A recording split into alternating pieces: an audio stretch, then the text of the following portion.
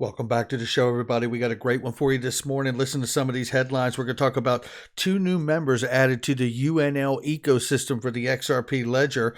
The SEC's getting even dirtier here, if it's even possible, but they are. They got a new motion to compel. We're going to get into it. It is a new level of low. And we need to talk about the current Internet of Value because it is not a solution make, okay? Let's get real about that. And there's a BIS Green Swan conference. Really? And then we're going to talk about cyber attacks on the major global infrastructure, especially here in the U.S., and a WEF warning about just such a thing. And obviously, before we get out of here, we're going to hear from the technical experts on the XRP price and what we can expect going forward. Let's roll that beautiful intro. Here we go. This is Digital Perspectives with Brad Kimes. Subscribe for new content notifications. Now, here's Brad Kimes. Come on in. Welcome back to the show, everybody. You can follow me on Twitter at BackupBradleyAbove and everything that we're talking about here today. I do have a PDF from Ripple on CBDCs and the development globally for them, and I think it is a pretty profound document. There is a secret component to this entire notion of CBDCs around the world, which are central bank digital currencies, basically digital dollars of the government money of the world. There is a secret component to all of this. We're going to get into that in just a few minutes here. Let's get started. 2.3 trillion plus almost 2.4. Rolling back with the prices a little bit here. You can see there is a blue light special on XRP in aisle number 7. Sitting at the number 7 spot at $1.41. We're off 9.25% on the 24-hour, off by 3.71 on the 7-day. You can see most of that has been in the last 24 hours here, that loss. But we are within a range. We're going to get into that and hear from the experts in just a second. But let's take a look really quickly here at where we are. So 141 is the number where we're at this morning. We're ranging between 132 and 156. Nothing's changed. We need to get above that 167, 170 area. And if we stay above that, even in the ranging of the price, we are talking about some really, really positive things. So we're going to take a look at that in a second. Here we go. All right. Now, this is from XRP Attorney Seal, who's fantastic. This is a public service announcement and a call to action for everybody. There is a petition right here from Crypto Law, and shout out to John E. Deaton too. The petition by Cryptology for an investigation of Jay Clayton and William Hinman for conflict of interest during their term at the SEC will be submitted to Gary Gensler on Friday, May 14th. You have the rest of this week to click on this link and sign up and sign on that petition. I will be doing so right after this video. All right, so make sure you do that. I think that is really worth looking into. Now, here we see news from the XRP Ledger Foundation, which is the nonprofit that was separated from Ripple months ago. And it was a great decision to do so because we know that that was really a part and parcel, I believe, to the tolling agreements and the SEC making their way to finally suing Ripple over XRP sales. But here we see that is congratulations in order to very long-standing members of the ecosystem are being added to the unique node list, and that is GateHub and Toho Labs. So shout out to them for everything that they're doing. And let's keep this moving and get right into from James Filan. Thank you, James. A request until Friday, May 14th to respond to SEC's motion to compel documents regarding legal advice Ripple received about XRP, and the SEC agrees to request letter below. I'm not going to read it to you. I think you get it. The question I have here is, what in the world are we talking about? Is there no such thing as attorney-client privilege? Basically, the SEC is looking to get into the exact legal advice that was given to Ripple based on what the SEC was suing them over. So this really leaves nothing to the imagination here. Has the SEC no integrity left, or did they never have it to lose it? And I'm leaning into the latter at that point, and that's really where we're at here. And by the way, XRP attorney Seal said that apparently Jeremy Hogan, Legal Briefs, is going to be making a video possibly very soon on this idea and this motion that has been submitted by the SEC to really intervene in between the lawyer-client privilege between Ripple and their lawyers and attorneys. And I tell you, I can't wait to hear what he says about that. I mean, this case, I mean, the SEC just keeps stooping to a lower and lower level. It's just, I want to see it wrapped up, but I do want to see a judgment, right? Don't we want some finality here, not just for Ripple and XRP, but for the crypto space? I know I do. So this really brings us here. This is Bond Crypt, who's a Hall of Famer. And this brings us to a point that is really true about where we are. And he says, so the SEC is above board with BTC and Ethereum, but not XRP apparently in the US. How on earth can you establish an internet of value with such exorbitant fees? I think many who see this as okay doesn't know what internet of value means. You can't say it any better than Bond Crypt just said it. It is ridiculous fees to Vitalik Buterin 2.0 question mark. Max total 258 pounds. What? You don't have enough Ethereum to cover the network fees. The network fee, 0.03811,482. Yeah, this is not what the internet of value looks like unless you're the person taking that value in that transaction. This is not a solution make here. And I can tell you that I had someone send me a screenshot, and I'm not going to share it on the show because they sent it to me in a DM. But they sent me a screenshot of a Bitcoin transaction that they sent from one exchange to another exchange. And it cost them like $4,000 plus. I can't remember the exact number, but the transaction they had made cost them $4,000. Now, they were sending, I believe it was a whole Bitcoin, if I remember the transaction. Like I said, I don't want to reveal all their business, but the point is they sent it to me to understand and to reinforce the notion, whether we're talking about Bitcoin or whether we're talking about Ethereum, these fees are ridiculous and they do not equal what is supposed to be the internet of value. So at the end of the day, I don't believe that they are the solutions that the world will end up adopting in mass. Now, it doesn't mean that they won't find a place. Obviously, Ethereum and Bitcoin have found a place, but as the technology and the use case becomes the watermark for this digital currency space, the use case utility, these new technologies out here, the better technology out here, like XRP or Stellar, they are going to crush the idea of these high transaction fees.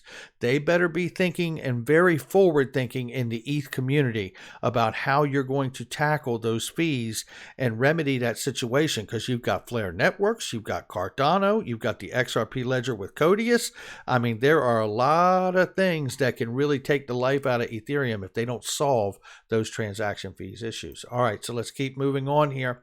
This is two really important clips here from the early days of Ripple when they were still open coin. Yeah. And here is Real XRP Boy laying it down for us. I want you to listen to these two quick clips about the understanding of where they were and what the mission was before they were even Ripple. Listen. And theoretically, I see no reason why you couldn't use Bitcoin as a transfer mechanism. Like if you created a currency in Bitcoin, which was actually a transfer mechanism for other currencies, I don't see why that's not possible. I think that's in many ways much more interesting than trying to create a currency which gets issued at the point where someone creates transactions within that currency, or authenticates a transaction block, essentially. I mean, it's a bit of a recursive thing, isn't it? Whereas if you were to say, you can pay for transactions in pounds using Bitcoins as the transaction currency, which is essentially what Ripple is saying they're trying to do, then I think you have a currency on your hands that could potentially become 2 to 3% of the global economy. And there you have it. And obviously those were the early days before Ripple was Ripple, and it was still open coin, I believe, according to the screen there. So I just want to say they're not trying to do anything anymore. They've done it, and they've done it to the tune that it's got the SEC's attention, and the SEC's trying to sue them because they did it. So now let's take a look here, and then we're going to look at some very important information along with what I promised you. We're going to see a CBDC Ripple document here that shows you exactly what's unfolding, and there is a very key secret component in order to make the CBDC system work, or it doesn't work if it doesn't have it. However, I think that the Bank of England is absolutely crazy not to see the opportunity here, because they could pay back huge amounts of the debt and increase their control of money supply by issuing some form of electronic currency, which effectively takes transactions away from bank transfers between banks. Does that make sense? It sure does. And again, highlighting that this was the early days before Ripple was Ripple. Apparently from the screen up there, it looks like this was when they were still OpenCoin before becoming Ripple. And the understanding also that, because that was the early days, Bank of England obviously understood exactly what they were saying because they've been a long time paying customer with Ripple for years. Now let's move on to this because this is key. Central banks understand cryptocurrency and they want in. That's exactly right. Even here in the United States where everyone says that, we are the laggard, right? We are the ones holding everything up. But the truth of the matter is that the Federal Reserve is testing with five Federal Reserve banks, and they are all going to be holding pilot tests to accomplish different tasks and get different information, data collection, right? They will be engaging the public, Jerome Powell said, this summer. So that's exciting, and that is coming. But look at this. This is what we're really talking about. Let's go back to MoneyGram here. This is from Michael Val 5 Links, another Hall of Famer. You don't say. Yao Vinson, MoneyGram's former head of innovation, from February 2018 to February 2021 states that he built a settlement solution using Ripple XRP, generating an average of $2 million per week in revenue. Yeah, that's what they did. And you know what? It's at this point I want to play you this because I believe that MoneyGram was a live litmus test for central banks and the banking industry.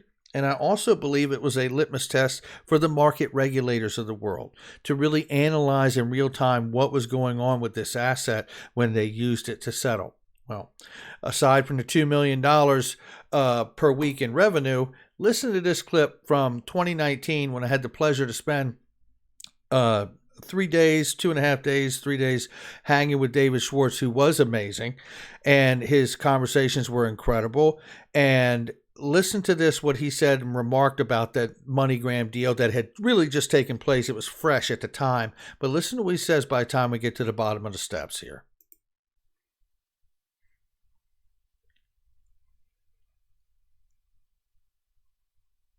Such an incredible win-win. Yeah. And the biggest thing for us is that it means that we have effectively an unlimited source of volume for on-demand liquidity transactions. Yeah, exactly. And we have a motivated customer.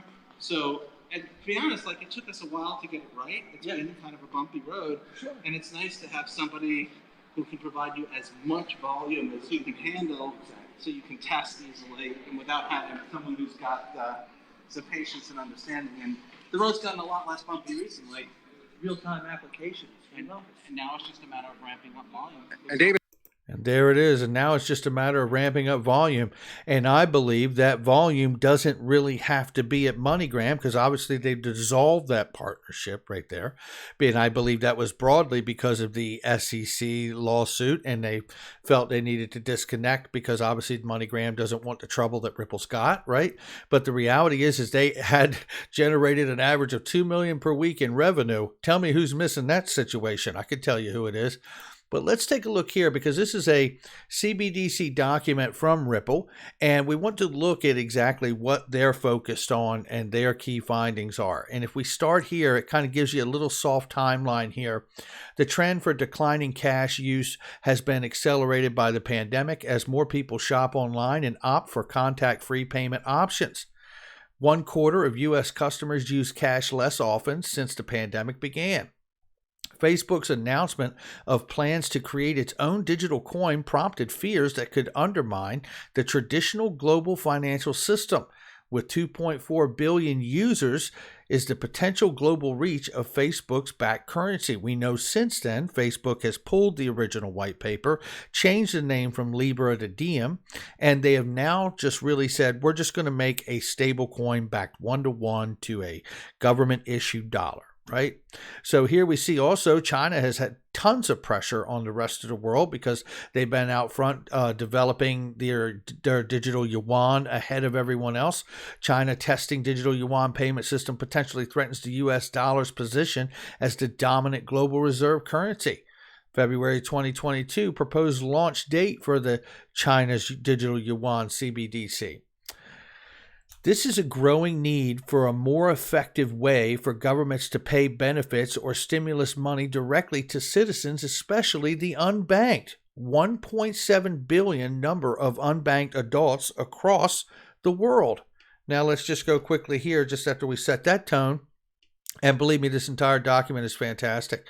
And this is just showing you right here, 80% of the central banks are actively exploring CBDCs. This is a map that shows a subset of these countries. I'm not going to run through all of them, but you can see this is obviously a global effort. Let's keep going. Okay, so here we go down to this page I want to get to next, which is page 9 here. By 2024, at least half of the world's population, will be expected to use digital wallets for transactions that will be valued at more than $9 trillion annually.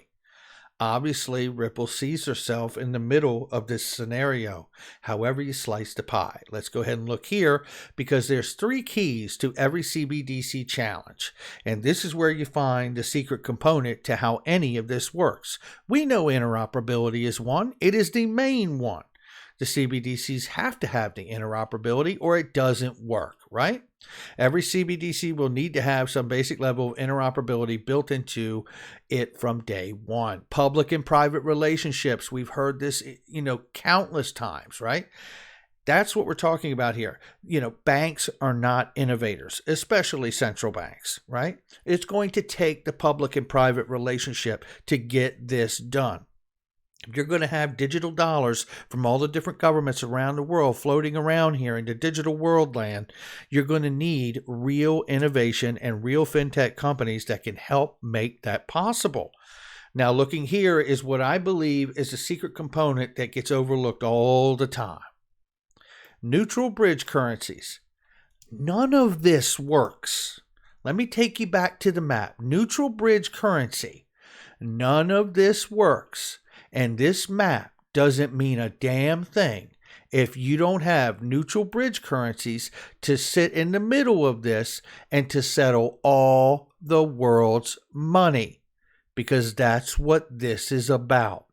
All the money. And they acknowledge it right here on page 12 that they got to have all of this works with a neutral bridge currencies, and it could be more than one. But it sits in the middle of these assets, and XRP is obviously designed to do so. XRP, which can be used to bridge 2 different currencies quickly and efficiently by underpinning an effective alternative liquidity market, neutral bridge currencies are the final piece of the interoperability puzzle that will drive success of CBDCs as a global tool for exchanging value. Don't believe me when I say it, but you might want to believe Ripple when they're saying it. Now let's keep going because there's a couple other things we need to see on the international level. The Green Swan Conference on June 2nd through the 4th. Believe me, Mark Carney's going to be there, Augustin Karstens, and so many others. And believe me, financial inclusion, digital economy, digital global economy, this is all a part of what they're discussing. Don't forget about the G7 meeting around the same time frame. And why is it, as Esoteric XRP asks, why is it all these supposed WEF and these world leaders are going to tell us what happens before it even happens? This here is Klaus from the World Economic Forum here. And a comprehensive cyber attack would bring to a complete halt to the power supply, transportation, hospital services. Pandemic crisis would be a small disturbance compared to a major cyber attack. Well, it actually happened. And in some places in the U.S., they're having gas shortages. I covered this over the weekend. Michael Val 5 Links reminds us that a dark side, a group of veteran cyber criminals, is believed to be behind the ransomware attack on Colonial Pipeline. This is the worst cyber attack on critical U.S. infrastructure to date. Now you think about that. How can you know that that's going to be the problem we have, and then there it is? I have said a lot about the fact that there is a narrative that is being carried by the world elite and the leaders of the world, and they are carrying a narrative in many different areas, whether we're talking about inflation, printing money, or whether we're talking about cyber criminals and cyber attacks on U.S. infrastructure, or any other thing that we're talking about that's an issue. All of these things lead to a narrative being behind the digital yuan and them leading the race of the digital dollars of the world. You know, all of this narrative leads to one place, and that's we are getting a new system, and it will be on distributed ledger technology. Make no mistake about that. The only question left is if you personally believe it will be any involvement to XRP and the XRP ledger. Not financial advice from me or anyone else, but let's go ahead and take a look at the numbers as I promised before we get out of here. This is what we're looking at right here. This is from Dark Defender. It says this is the moment we're in, and we could see more roll off, and we even get more support of that, but we're ultimately looking for this 3 leg here of the Elliott wave, right? We're looking for another leg up here, if I'm understanding it correctly, and I think that I am. So we could see more roll off to the lower side, by the way, is the point. And make sure you understand that as well. Now, looking here, there's another one on the scene here, and this is Terra. And I've been watching Terra's calls for quite a while.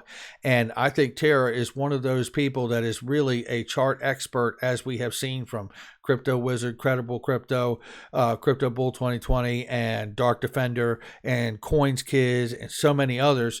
And you can see here, she says that XRP broke through previous support levels and now landed on the 0.618 of the Fibonacci at 121. Could we be headed for an explosive wave 3, just like Dark Defender showing us as well? Or the question is BTC going to ruin our party again by getting above 60,000 and heading to that possible 68,000 mark, which would delay the altcoin XRP run? Coins Kid, who is another one you should be following, is absolutely fantastic. Deeper Wave C pullback to 75 cents, called A Wave pullback to 90 cents from 191, place bids at 75 cents, he says. Thank me later. I'm from the future, and I have to believe some of these TA people are from the future because they have been crushing it. Look, none of this is financial advice, but it is about keeping our head on a swivel. Make your own decisions and keep the perspectives clear that you have. So, all right, that's going to do it for me. Make sure you hit the like and subscribe. Remember, I Trust Capital is the best gold, crypto, silver IRA on the planet, bar none. Make sure you check it out. I'm not sure if it's still available, but they had a 7-month for free special they were running, so I would contact them right away. Make sure you check out all the links in the description box and the comment section. They are trusted, vetted links. I'll catch all of you on the next one.